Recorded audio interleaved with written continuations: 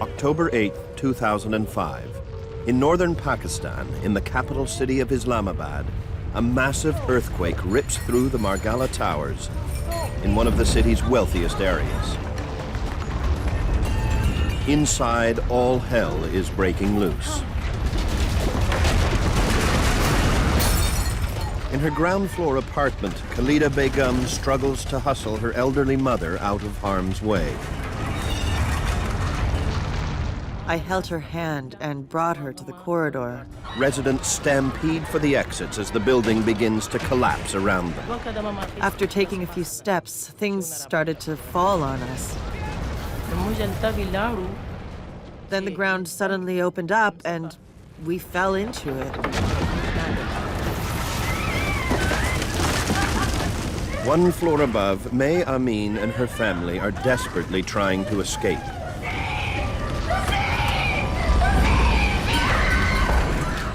But the earthquake's force is swift and deadly.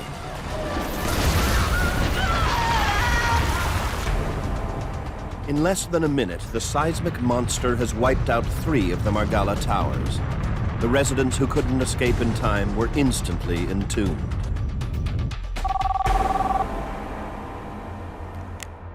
Hello, John Holland. More than 6,000 kilometers away in the middle of the night, John Holland gets the call. He leads one of the world's top disaster response teams, a highly trained group of search and rescue volunteers known as Rapid UK. When I turned on the TV, you could see aerial pictures of villages and towns that have been totally destroyed. The most dramatic pictures that were coming back were of the Margala Towers in Islamabad.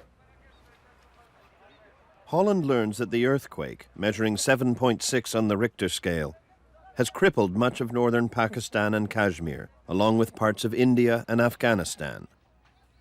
It's one of the worst natural disasters in Pakistan's history. Hold on a minute, will you? We would welcome assistance from friends all over the world. We are in the process now of sizing up the damage. Okay, yeah, I'm on the way. We had to evacuate people.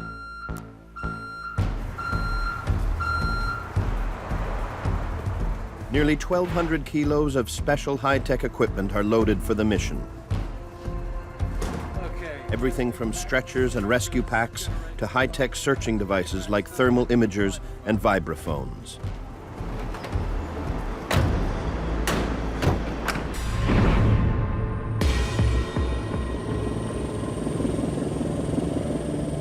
At the Margala Towers in Islamabad, there is an urgent need for well-trained rescuers. Hundreds of people lived in these buildings. Nobody knows how many of them made it out alive.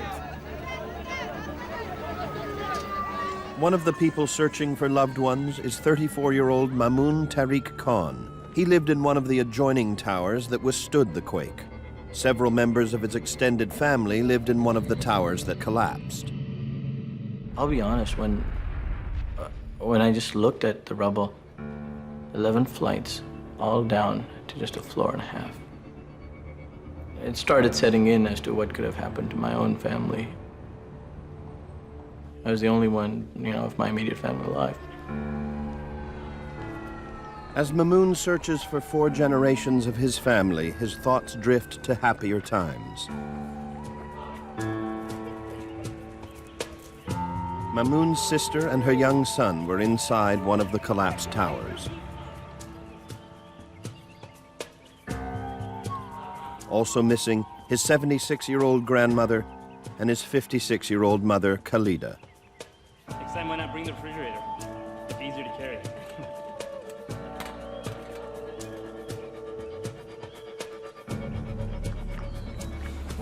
During this state of intense loss, I heard my sister's voice. I turned around, she was holding her baby in her arms. Mamoon's sister and her son narrowly escaped before the tower collapsed. The very next thing was, where's Mom and Grandma? And she says, they're right behind me.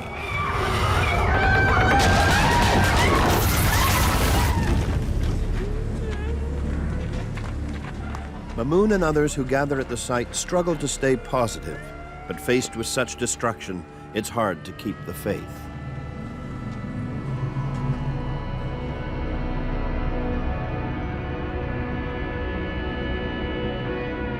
Even the most optimistic would find it hard to believe that under thousands of tons of rubble, the weight of 10 collapsed floors, Mamoon's mother and grandmother are still alive. They are trapped in a tiny, hollow space. If the mountain of rubble shifts even slightly, it will crush them. I thought it was the end of the world. I was thinking that only my mother and I had survived and everyone else had died. Khalida's mother, Ma Bibi, is barely alive. She has a deep head wound that will not stop bleeding. I was very worried about my mom since she was not in good shape. She was vomiting and I could smell blood. I was expecting death at any time.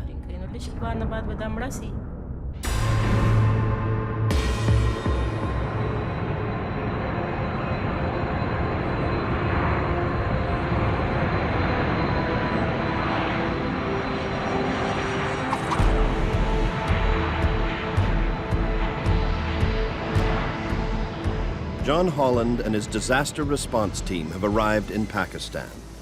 We were met at the airport by the British Embassy, Pakistan government officials, the military, the police, and because we were the first international rescue team there, everybody wanted us.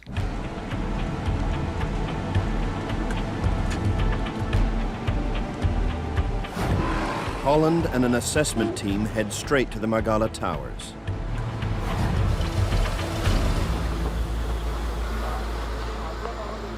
He evaluates the damage while other Rapid UK members load equipment back at the airport.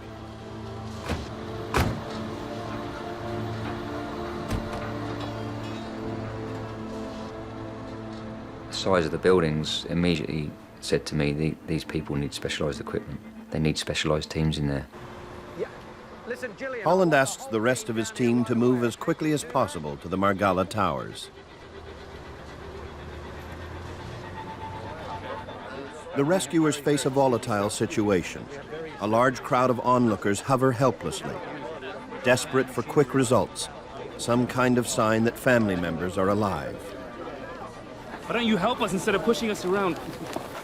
I saw the rubble. I was all, on top of them. But knowing that it's going to be a while, it was a terrible feeling to know that they were not the priority right then. And I could not make them the priority either. Because he's accompanied by officials, Holland is rushed through the crowd. But he knows all too well that in an earthquake, roughly 90% of the people saved are dug out within the first 24 hours. Holland also realizes that aftershocks from the quake can shift the rubble, killing those who are trapped and those trying to save them.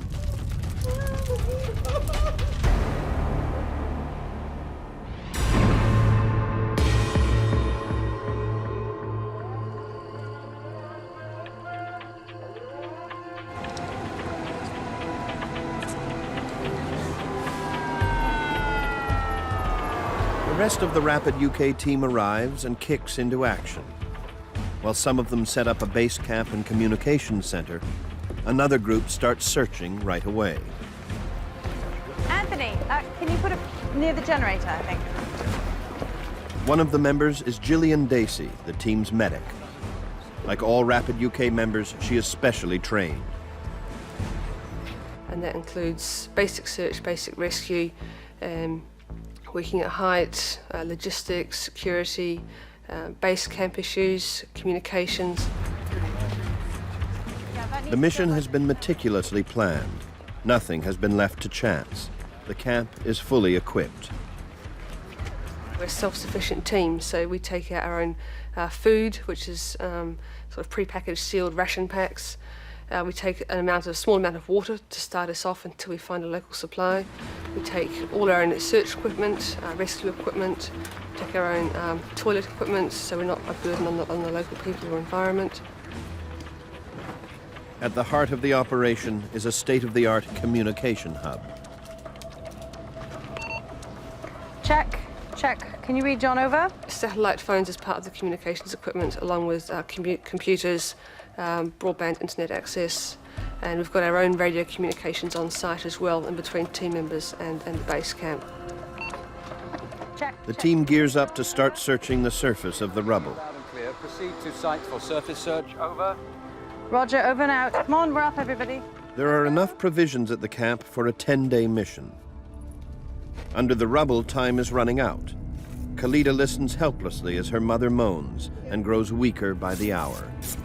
Here, put this against your head. It'll stop the bleeding, Ami.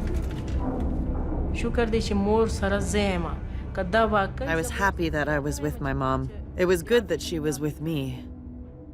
I was trying my best to comfort her. I knew that we couldn't get out without the help of God.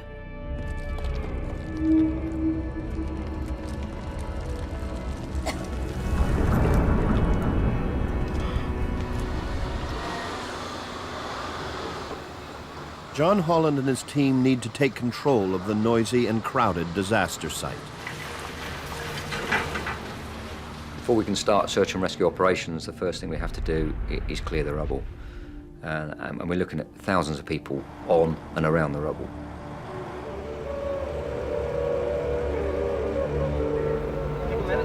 Asking people to leave the rubble when they've got families missing, relatives, friends, neighbours, is a very hard job to do. And it's certainly not one I like doing, but it has to be done. I stayed right next to where the action was for most of the time. I yelled at the administration, I fought with them, and even then, I just couldn't change the pace at which people were being pulled out. The problem is that the noise of the rescuers above ground can drown out sound coming from deep inside the rubble. In the beginning, we could hear the drilling of machines and the sirens from the ambulances. Across the site, operators are ordered to turn off their machines.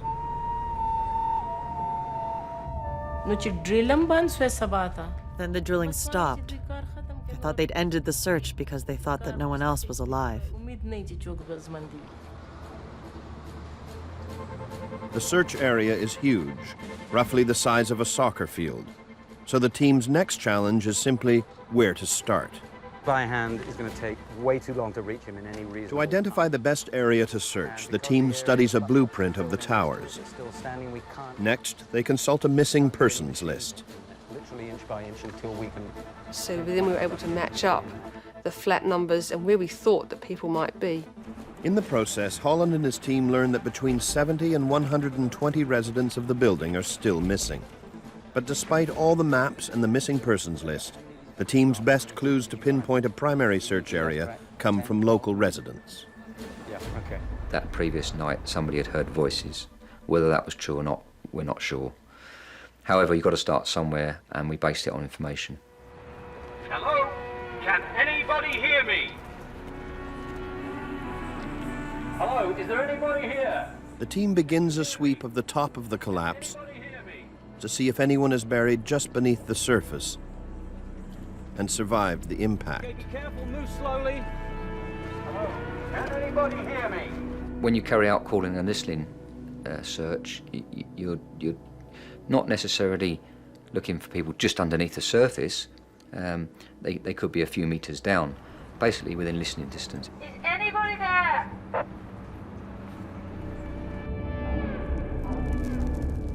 Khalida and her mother are buried so deeply they hear nothing. It was very scary. We were so buried that we couldn't hear anyone from the outside, and no one from the outside could hear us. But on the surface, there's a breakthrough. Okay, everybody over here. Do you have any injuries? After just 45 minutes, the rescuers find their first survivor. Right, what is your name? we had actually located a 14-year-old male who could be heard below the rubble. The boy has a leg injury, but is otherwise unharmed. We need stretchers, crowbars, hammers. Already the team has living proof that their efforts are paying off. Yeah, the feeling of finding a survivor so quickly after arriving on scene, you think, wow, that is just the most fantastic thing. That's good, guys. Very slowly. Only 15 minutes later, they hear another voice. John, I think we've got a voice here. This time, it's a woman. Coming over, Juliet. She was only about 2 meters down, but there was a huge slab of concrete from the floor above, literally pushed against her face. All these people have been standing on her, on top of her, and she was very seriously trapped, very seriously injured. This stuff out of the way. We'll get someone. So we had 2 simultaneous rescues going on. We'll get you out as soon as we can, all right? No one was pulled out that was as far down as you know, my own family was. So as, you know, elated as I was that someone else has been pulled out alive, that did not, you know, raise my hopes for my own family.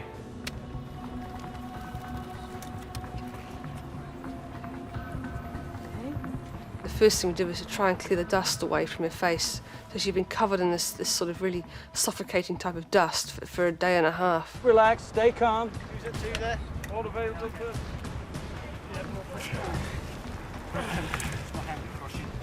Move out the way. Move out the way. In less than an hour, they pull the teenaged boy from the rubble.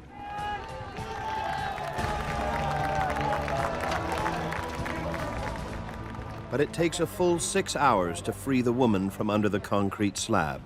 One of her legs will have to be amputated, but she will recover.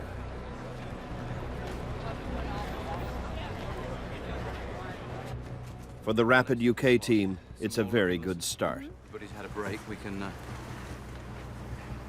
Yeah, terrific. That's great. Because you suddenly think, we've got 2 people here. By just doing what we would class as a surface search, how many more are alive inside this building? That spurs you on. It spurred the whole team on. Later that day, the rescuers find a 3rd survivor near the surface. Then the search goes cold. I was remembering those moments just before the earthquake, and I was thinking what a good moment it was.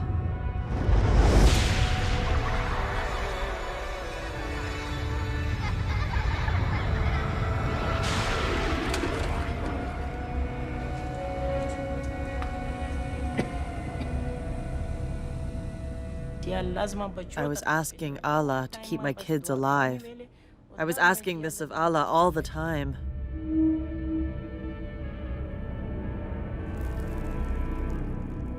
For the time being, Khalida's mother has stabilized and has stopped vomiting blood. Hope was all but gone at this point in time. They hadn't found someone for a good 10 hours, I think. I clearly realized that, you know, it was hard for them to survive 11 flights falling on them.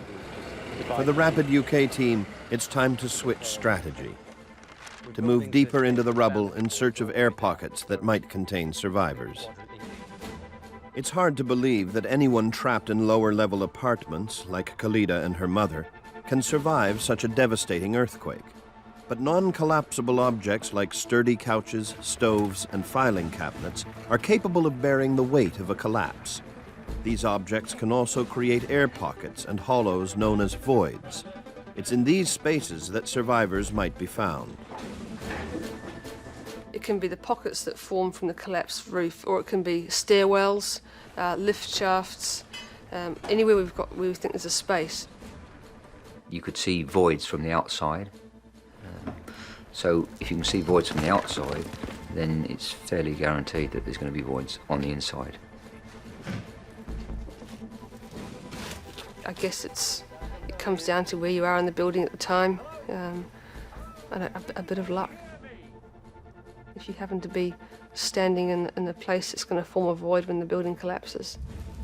I mean, that's fantastic. But if you're trapped in an area, if you're trapped under a beam, then yeah, there's no chance. To hear survivors in the deepest voids, rescuers need special listening equipment. Okay, let's get the probes down, boys. Ready?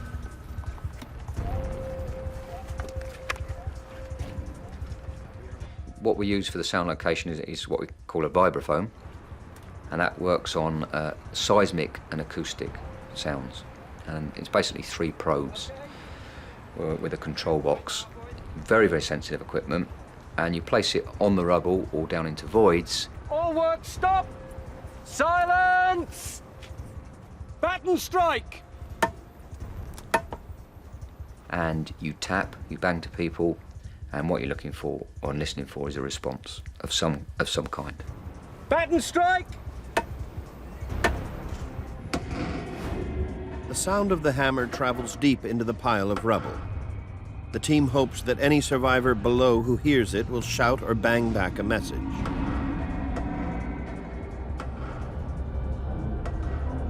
Help me!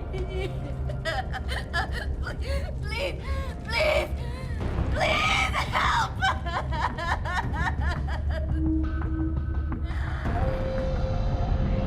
From the depths of the disaster site, a human voice rises to the surface. One of the team members who was on the headsets said that he thought he could hear a voice. So I took over the headphones and listened intensely. We banged, we called. Please! And every time we banged and we called out, I could hear a very, very faint lady's voice. Very faint. Okay, we definitely got something. Let's go again. Silence! Batten strike!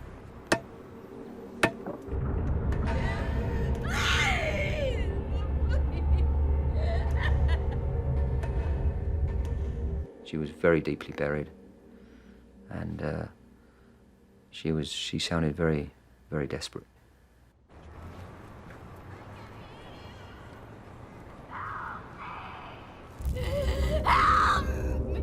Trapped deep beneath the rubble is 33-year-old May Amin. The quake has separated May and her baby from her husband Firas, a United Nations employee, and their oldest son, Hussein. May has broken her back and one of her legs. She cannot move her lower body at all. But for the rescuers, the question remains, where is she? She was a long way down, and we had thousands and thousands of tons of rubble. I mean, the first thing that really went through my mind, to be honest, was how the hell are we going to get to her? Stu, keep this probe here. They try for a stronger signal, one that will help them better pinpoint her location. Let me know when you're ready, boys. We tried going down the face of the rubble, literally each layer, calling in. Hello? Can anybody? But we couldn't get a better contact at all.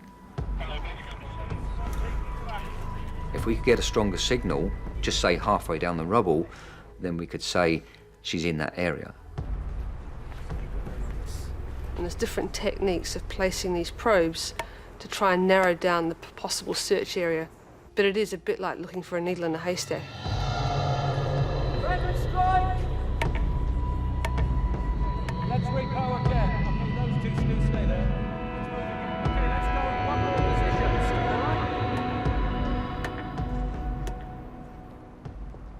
They are unable to get a stronger signal.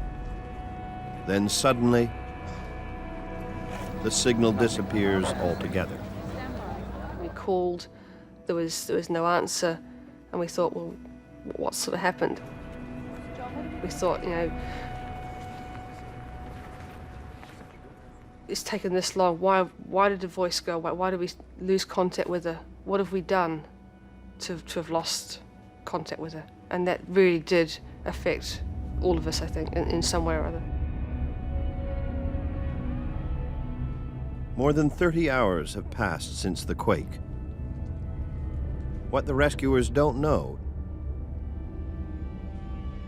is that May Amin's 2-year-old son Abbas is also trapped in the rubble.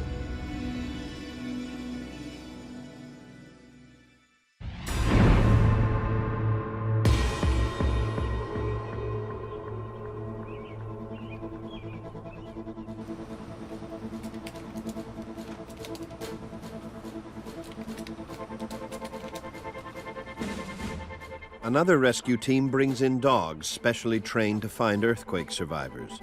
But because the bodies are buried so deeply, the dogs are unable to pick up their scent.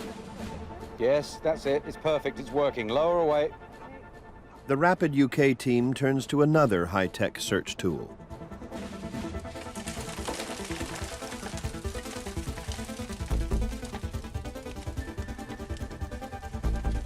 It's a special fiber optic probe, designed to twist and bend around rocks and other obstacles.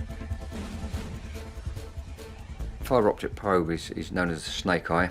It's a camera basically on a cable and a pole, and it gives you an image of basically what you can see. It's in colour, has its own light source, and you have a control box which basically shows the image, whatever it's looking at.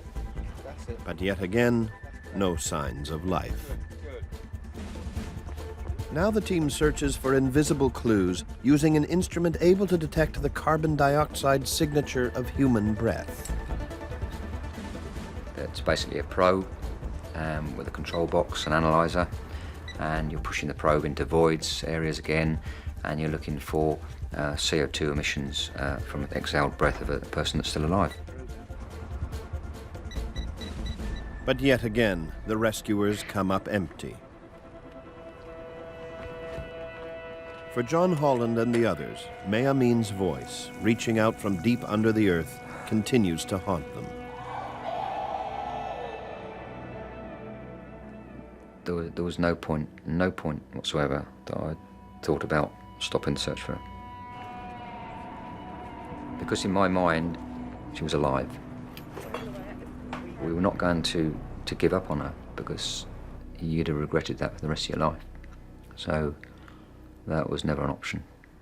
We know it's a woman and we think... In order to continue the search, they have to resort to a riskier method: digging machines.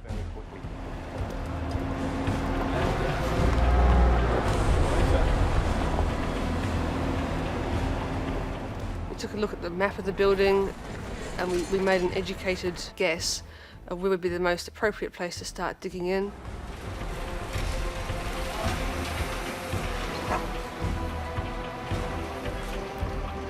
Back at the camp, John Holland gets an unexpected break. Zone 2 to base. Zone 2 to base. Zone 2 base here. Go ahead. I was called on the radio to come back because a small void had been exposed that looked like it went further into the rubble. The void is so small that only one person can enter at a time. And we could only get in probably about 1.5 meters at this stage because it was just so small. I managed to get the top half of my body in because I'm quite a small guy, so I can get in there. Is there anybody here? Can you hear my voice? Called out, and amazingly, she called back. And I knew straight away it was the same voice. Suddenly, May Amin's voice is coming in loud and clear. She must be close by. It's amazing. Absolutely amazing. And that was a huge, huge lift for the team. But then it all starts again. Exactly where is she? Now the hell are we going to get her out? Holland burrows through the ground toward the voice. Lined with broken debris, the tunnel is too small to bring in disc cutters and chainsaws. A lot of the rescues come down to using your bare hands and small tools, which is back-breaking work, and obviously it lengthens the rescue. Everywhere around him is the reminder of death.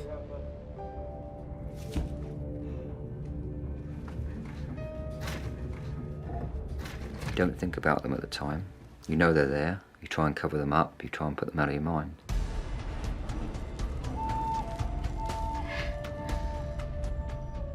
We knew that this is day 3.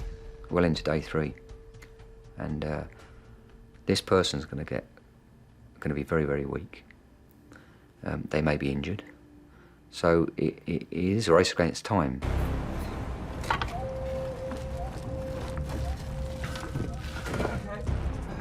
Moving anything in or out of the tunnel requires slow and laborious teamwork. To make his way toward the voice, Holland and his team must clear a path through heavily compressed debris.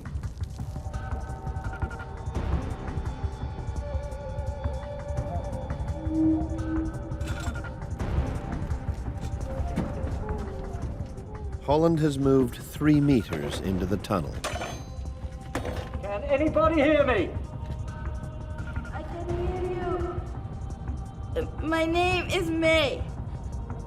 May Amin. Please. It is important to reconnect with May. After passing out, she regains consciousness and must fight to stay alive.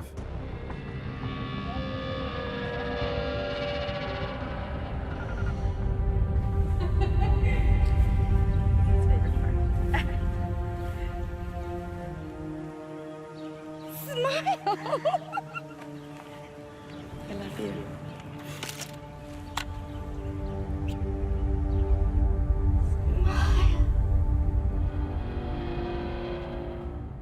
Just past the TV was a picture on the floor, and it was all smashed, and it was a wedding photograph.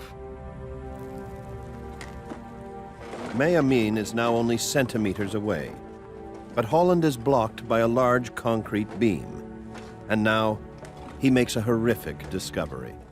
Cleared away the rubble and the rubbish, which exposed a body, which was a male, and he was crushed underneath the beam, partially. His head, shoulders were underneath the beam. I couldn't figure it out why he had a small arm. It wasn't his arm, it was a child's arm. I mean, we quickly worked out that it was May's husband and her other son. May's husband died trying to save their 7-year-old son, Hussein. The child is still locked in his father's arms. That beam, in fact, that gave us safety and protection, and gave May probably safety and protection, took the life of her husband and our child, because they were underneath it. Holland is shocked when May tells him that she can hear her son. And then I said, what's your son's name? And she told me it's Abbas. I said, call out his name, mate. And he called back. Unbelievable. This is a real race against time now, because we've got a young child here that's been buried for 3 days. May, can you hear this? Yes, I can hear you. You are very close. But not close enough. The beam is too heavy to move or cut. They must get a better idea of May's location.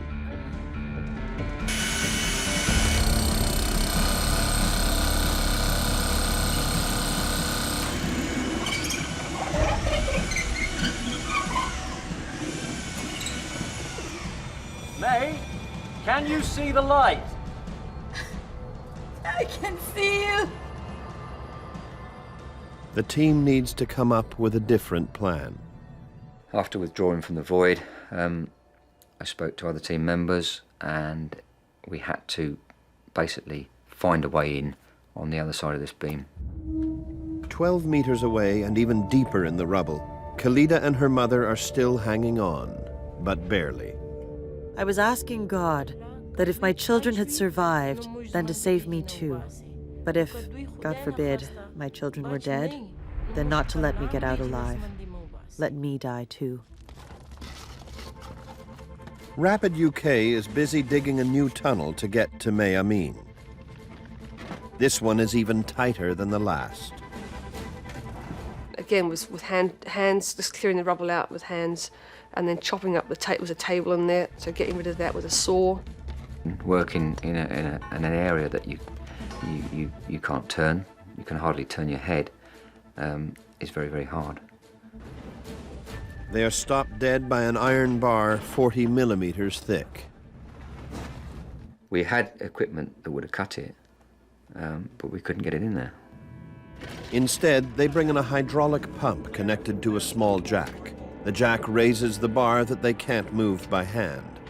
Just barely enough for a team member to squeeze through. Team member Paul Worcester is the first through. Hold on, May. Just stay calm. We'll be with you very, very soon. Moving through the dark void, Worcester comes face to face with May's younger son, Abbas. Once he got that chair away, Abbas came towards him, actually crawled over him. Come on, Abbas. Yeah, that's great. Come on, this way. Now Holland crawls backwards all the way out of the tunnel, holding the tiny survivor. Miraculously, the boy has no major injuries. Him crawling up towards me with my light shining in his eyes. I will always remember that.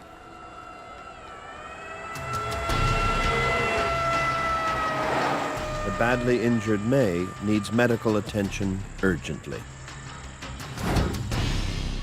Initial information that had come out from her was that she had pain in her back and her legs, and that she might have been trapped in some way, which immediately to us was starting to ring alarm bells in terms of medically just how that was going to affect her if we started to move her.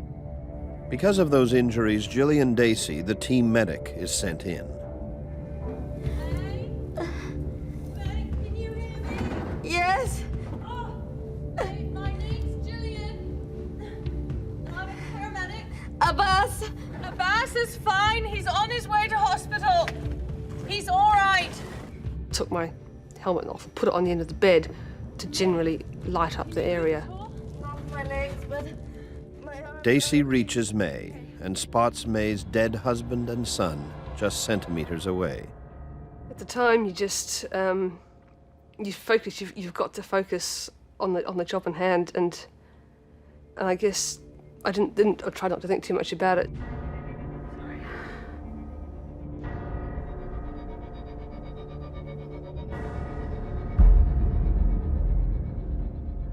I don't believe that May had any idea that they were there because she was in a dark room, dark void. I don't think she had any, I hope she didn't have any idea at the time. Can you move at all? Dacey learns that May can't move her legs at all. Okay. And I was thinking, my gosh, you know, ideally to treat her for those sort of injuries, I need certain spinal stretches and I need all sorts of things, but realistically in that environment, I knew that was not going to be an option. We're not going to get a stretcher in here. We're going to need a drag sheet. Can you get me a drag sheet? Since May is unable to get out on her own, the only solution is to drag her out. Right, I've got it. And the most simple tool was to get what we call a carry sheet or a drag sheet, which is basically a piece of sort of heavy, durable canvas with carry handles, sort of canvas loops sewn into the side of it. And so that was passed down the tunnel to me. Okay, we're ready to go. Pull. And I know that caused her some discomfort on the way out, but she was very, very good about not complaining about it. Slowly, May is dragged out of the void where she's been trapped for the last 3 days. But she must still clear the metal bar that blocks the exit. It's difficult for us to get under it, and we're trained to get under those small things, but she was lying there, gripping hold of this canvas carry sheet, and then we're about to pull her through a small 10-inch sort of hole or space to get her out. Nearly 60 hours after she was buried, the rescue team has saved May Amin and her son from certain death. This massive roar and cheering just goes up. And people shouting, it's like, wow, this is amazing. The whole scene had really changed from when I went in. I had no idea of time when I went in, how long I was in there for. And when I came out and stood up, the spotlights were on. It was like being in a theatre, really. And it was a really surreal sort of feeling. And I just burst into tears. People say, you know, that must have been a really exciting experience, or you must have been elated when they come out. No, really. Because you're pleased that you've rescued them alive, but they've lost 2 members of their family.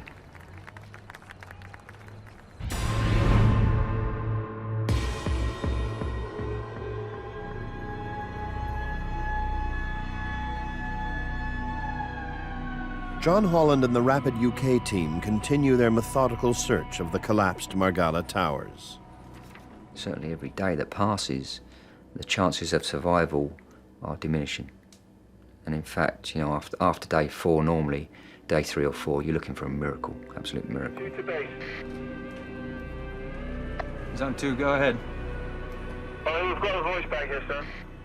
I was back at base camp and I had a radio message. Can I come to Zone 4? We think we may have something. They hear a voice coming from an area at the very base of the rubble, 10 stories down. The location makes access from the top or sides of the rubble pile impossible. Way too long to reach him in any reasonable time, because the area next to it that butts up to it, this building is still standing, and so we cannot get any machinery in there. So there's only one solution. The only way to get at it was from underneath the adjoining tower, from their underground garage. Starting from the underground parking lot in the adjoining building, the rescue team works its way to the survivors. The first thing we had to do was remove all this rubble. The guesstimate was that it was about 20 tons.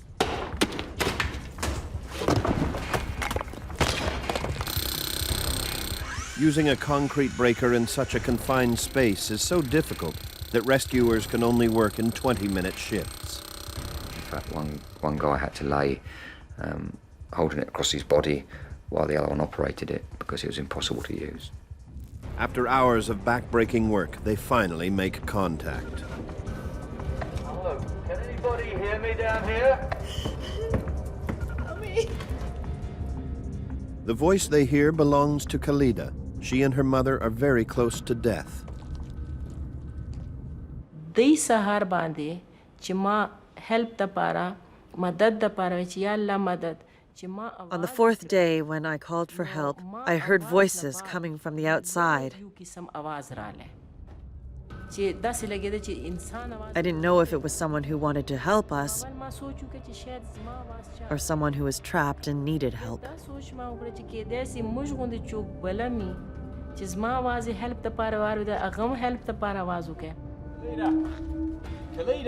They gave us their ages, so we knew that one of the ladies was quite an elderly lady, and that she's going to be very weak. The discovery of a survivor ripples through the crowd. We try not to tell people until we're positive we've got someone and that we can get them out, because it builds up hope for people falsely. Do they know their name? Is it a woman? There was a point, 2 days into it, where I'd seen enough dead bodies come out. I had made arrangements for 2 coffins. Over the next 16 hours, more than 20 tons are moved out by hand. The rescue team works through meters of bars, pipes, and cable. Along the way, death is everywhere.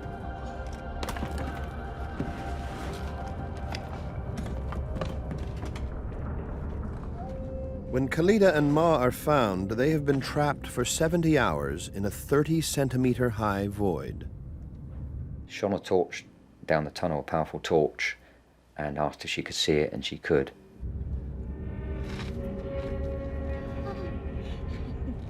And literally you could just see a part of her with her hand moving. But suddenly, they realize that Khalida does not want to be rescued. When the light reached us, I got worried since I knew they were going to rescue me and I would be informed about my children. Without my children, my life has no meaning to me. My children are my life. If my children are not alive, I do not want life for myself.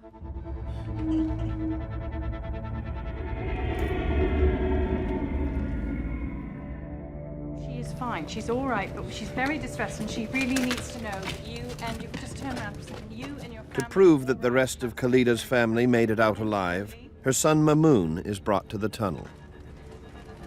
I put my head into a hole and yelled out, and my mother, I heard her very clearly. We're all okay, Mom. Just wait for them to come and get you, okay? They're coming, Mom. The love that our mother had for us, that was clear that day. If not before, it was that day. Because they are so deep in the rubble, it takes most of the day to pull Khalida and her mother up to safety. Against all odds, they have survived nearly 83 hours in a rat hole. Those gathered at the site allow themselves a brief moment of joy. It was destiny, fate, luck, chance, coincidence, whatever you may call it. The facts were entirely against these two coming out alive. I'd like to thank the great people of Rapid UK. We got lucky in the immediate sense when it comes to our family, but those 3 days made us realize just as much how much loss had occurred from this earthquake. The massive earthquake killed nearly 74,000 people and left more than 2.5 million homeless. At the Margala Towers site, Rapid UK was able to save 7 people from the rubble.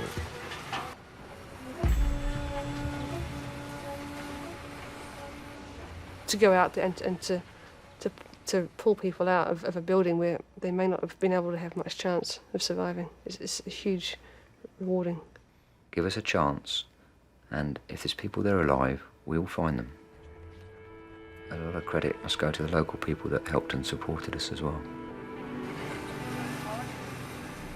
The search continued for a week, but no other tenants from these buildings were found alive. Scores of people lost their lives in the Margala Towers. Etched in stone are the victims' names, including May Amin's husband and her son. May Amin recovered from her injuries. She currently lives in Iraq, along with her surviving son, Abbas. I reflect on that and I think, okay, they're alive, but she's got to build her life again, and that's not easy when you've lost your husband and one of your children.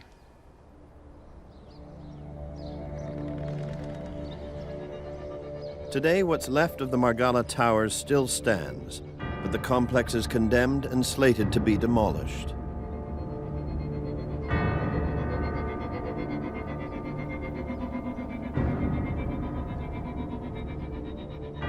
Those who designed and built the Margala Towers have been charged with criminal negligence. Mamoon and others who survived believe that if the building had been properly constructed, dozens of people would still be alive today.